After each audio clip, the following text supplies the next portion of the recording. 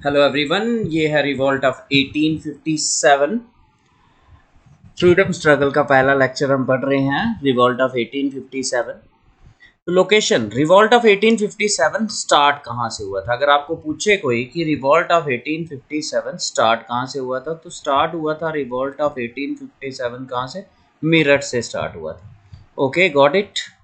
तो second question है कि रिवॉल्ट ऑफ 1857 स्टार्ट किस डेट को हुआ था, तो 10 मई 1857 में रिवॉल्ट ऑफ 1857 स्टार्ट हुआ था। ठीक है, फ्रॉम मेरठ। तो नेक्स्ट देखें, मेरठ से स्टार्ट हुआ था, ये है मैप, उस टाइम पे ये सिचुएशन थी। तो आप देख रहे हो ये जो रिवॉल्ट ऑफ 1857 है, ये नागपुर साउदर्न मोस्ट स्टेट है जहाँ पे ख़त्म होता है। इसके नीचे मतलब कहने का कि रिवॉल्ट ऑफ 1857 साउथ में हुआ ही नहीं था। और देखो और कहाँ पे नहीं हुआ था, ये revolt of 1857 north east India में भी नहीं हुआ था। और देखें, रिवॉल्ट ऑफ 1857 अमृतसर से ऊपर हुआ ही नहीं था, कश्मीर वगैरह में रिवॉल्ट ऑफ 1857 नहीं हुआ था।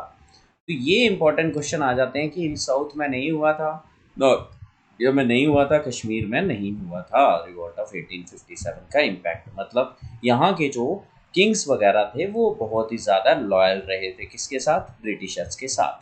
तो ये इंडियन म्यूटनी जो है ये नॉर्थ इंडिया में, नॉर्थ वेस्टर्न इंडिया में बहुत सारा वाइड स्प्रेड रहा, लेकिन सक्सेसफुल नहीं हुआ। इसने आज़ादी नहीं दिलाई इंडिया को, अनसक्सेसफुल। और था किसके अगेंस्ट था, ब्रिटिश ईस्ट इंडिया कंपनी के अगेंस्ट था, ब्रिटिश ईस्ट इंडिया कंपनी के अगेंस्ट था। नेक्स्ट क्वेश्चन आ जाता है कि इसको वी डी सावरकर ने, किसने, वी डी सावरकर ने फर्स्ट वार ऑफ इंडिपेंडेंस भी कहा है। फर्स्ट वार ऑफ इंडिपेंडेंस यहीं से इंडियंस को हुआ कि हम अंग्रेजों के खिलाफ लड़ सकते हैं। तो फर्स्ट वार ऑफ इंडिपेंडेंस किसने कहा था, वी डी सावरकर ने इसको फर्स्ट वार ऑफ इंडिपेंडेंस भी कहा था।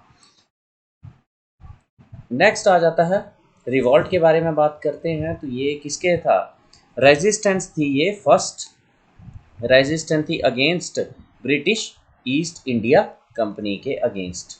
शुरू में इस स्पाई म्यूटनी स्टार्ट होता, began as a revolt of the spy.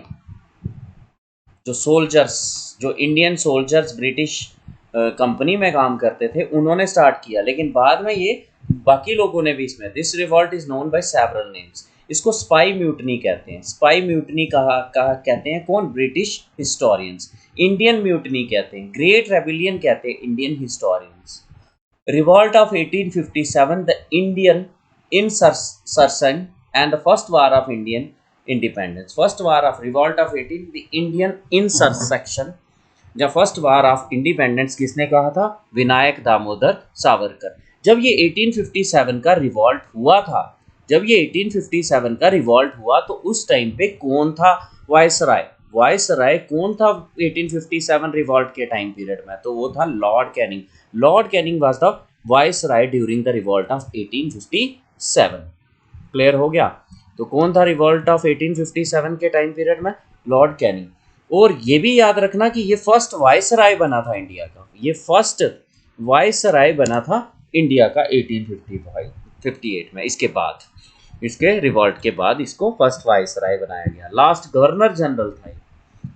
ठीक है, तो फर्स्ट वायसराय, पहला क्वेश्चन आ जाता है कि जब रिवॉल्ट ऑफ 1857 हुआ था उस टाइम पे कौन था ब्रिटिश का गवर्नर जनरल, तो वो था लॉर्ड कैनिंग। और ये फर्स्ट वायसराय भी बनता है। इंपॉर्टेंट इवेंट्स अब बात करते हैं कि इसके टेन्योर में, किसके टेन्योर में, लॉर्ड कैनिंग के टेन्योर में, लॉर्ड कैनिंग के टेन्योर में कौन कौन से इवेंट्स हुए थे। The important events occur during the tenure of, किसके टेन्योर के टाइम पीरियड में, लॉर्ड कैनिंग के टेन्योर में कौन कौन से इवेंट्स हुए थे। क्लियर। तो देखें कौन कौन से टेन्योर, कौन कौन से हुए थे। तो पहला हुआ, एक हुई थी यही रिवॉल्ट ऑफ 1857। लॉर्ड कैनिंग के टाइम पीरियड में क्या क्या हुआ, एक हुआ रिवॉल्ट ऑफ 1857। ठीक है, और इसने एबल टू सप्रेस भी, और इसने इसको सप्रेस खत्म भी किया। फिर उसके बाद इसने इंडियन काउंसिल एक्ट, इसके टाइम पीरियड में ही इंडियन काउंसिल एक्ट 1861 भी पास हुआ। नेक्स्ट आ जाता है इंट्रोड्यूस किया पोर्टफोलियो सिस्टम। पोर्टफोलियो सिस्टम क्या होता है, ये मिनिस्ट्री दे देना, जैसे एजुकेशन मिनिस्टर हो गया, दूसरा डिफेंस मिनिस्टर हो गया, इसको कहते हैं पोर्टफोलियो। तो पोर्टफोलियो कब इंट्रोड्यूस हुई थी, 1861 काउंसिल एक्ट में इंट्रोड्यूस हुई थी। और किसके टाइम पीरियड में इंट्रोड्यूस हुई थी, लॉर्ड कैनिंग के टाइम पीरियड में इंट्रोड्यूस हुई। Doctrine of lapse, doctrine of lapse किसने इंट्रोड्यूस की थी, लॉर्ड रोजी ने डॉक्ट्रीन ऑफ लैप्स को इंट्रोड्यूस किया था। इसके अकॉर्डिंगली होता क्या था, अगर किसी फैमिली में, किसी किंग क्वीन की फैमिली में अगर मेल हायरार्की नहीं होती थी, मेल ऑफस्प्रिंग नहीं होता था, तो उसका जो रूल होता था वो खत्म हो जाता था, उसकी जो शासन की जगह होती थी, स्टेट होती थी, वो खत्म हो जाती थी। तो इसने withdrawal of doctrine of lapse भी किया, जो एक मेन रीजन था किसका, इस म्यूटनी का। Introduction of code of criminal procedure, CrPC, code of criminal procedures किसके टाइम पीरियड में आया है, ये 1861 में आया है। किसके टाइम पीरियड में, लॉर्ड कैनिंग के टाइम पीरियड में। Indian high court acts, Indian high court acts भी किसके टाइम पीरियड में बनी, इसी के टाइम पीरियड में। आईपीसी भी इसी के टाइम पीरियड में बना। तो देखो क्या क्या बना था लॉर्ड कैनिंग के टाइम पीरियड में। एक, लॉर्ड कैनिंग के टाइम पीरियड में सबसे पहले रिवॉल्ट ऑफ 1857 हुई। दूसरा, इसके टाइम पीरियड में 1861 काउंसिल एक्ट पास हुआ। तीसरा, इसके टाइम पीरियड में पोर्टफोलियो सिस्टम इंट्रोड्यूस हुआ, पोर्टफोलियो सिस्टम इंट्रोड्यूस हुआ। नेक्स्ट आ जाता है इसके टाइम पीरियड में इंडियन पैनल कोड आया, कोड ऑफ क्रिमिनल प्रोसीजर्स आया, CrPC, code of criminal procedure इसके टाइम पीरियड में। इंडियन हाई कोर्ट एक्ट इसके टाइम पीरियड में आया। क्लियर हो गया। अब नेक्स्ट आ जाता है immediate cause. Immediate cause, main cause, at once cause क्या बना, at once immediate cause of revolt of 1857। तो क्या हुआ था कि जो नई इनफील्ड राइफल्स, पहला आ जाता है कि उस टाइम पे कौन सी राइफल्स आई थी, इनफील्ड राइफल्स आई थी। तो उनमें incident of greased cartridge in Enfield rifle, बोला गया कि जो इनफील्ड राइफल में कार्ट्रेज डाला जाता है उसमें पिग और काऊ का मांस डाला जाता है। ठीक है, तो ग्रीस्ड विद किसके साथ क्या डाला जाता है, fat of cow and pigs डाला जाता है। ठीक है, तो इससे क्या आ गया, हिंदूज और मुस्लिम्स जो थे उनके तो धर्म भ्रष्ट करने वाली बात थी। ठीक है, refuse to, both Hindus and Muslim refuse to use them. Lord Canning ने इस सिचुएशन को कंट्रोल करने का सोचा, लेकिन वो तब तक बहुत लेट हो चुका था। बहुत कुछ हुआ। मार्च 1857 में मंगल पांडे मूवी देखी होगी आमिर खान की। ये अब क्वेश्चन आ जाता है कि ये जो मंगल पांडे था ये किस रेजिमेंट में काम करता था, ये बारकपुर रेजिमेंट में काम करता था। इसने रिफ्यूज किया और अटैक किया, गोली मार दी अपने सीनियर को और इसको हैंग कर दिया गया। इसको फिर फांसी दे दी गई, हैंग टू डेथ। किस दिन हैंग टू डेथ, ऑन 8 अप्रैल।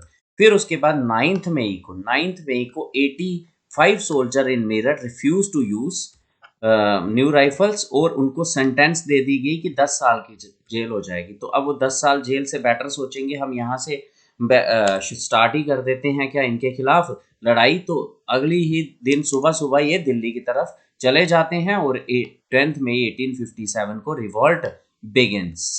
तो 10 मई 1857 को रिवॉल्ट स्टार्ट हो जाता है। क्लियर हो गया। तो क्या पढ़ा हमने कि भाई इमीडिएट काज क्या था कि जो इनफील्ड राइफल थी उसमें काऊ और पिग का ग्रीस यूज होती थी, जिसको हिंदूज और मुस्लिम ने रिफ्यूज किया गया। और इस पे क्या होगा, मई मार्च के महीने में 1857 मंगल पांडे जो एक बारकपुर रेजिमेंट का स्पाई था उसने रिफ्यूज किया उस और गोली चला दी उसने, हार्स को लगी थी वो एक्चुअली में।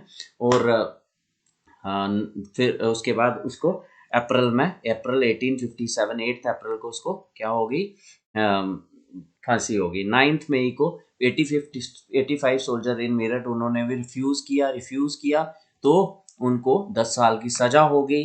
तो जिससे वो 10 मई 1857 को रिवॉल्ट स्टार्ट कर दिया। Book written on the revolt of Indian war of independence. इसको इंडियन वार ऑफ इंडिपेंडेंस किसने कहा है, इसको इंडियन वार ऑफ इंडिपेंडेंस कहा है वीडी सावरकर ने। क्लियर हो गया। रेबिलियन 1857 ए सिंपोजियम, ये किसने कहा है इसको? पूरन पूरन चंद जोशी ने इसको क्या कहा है? Symposium symposium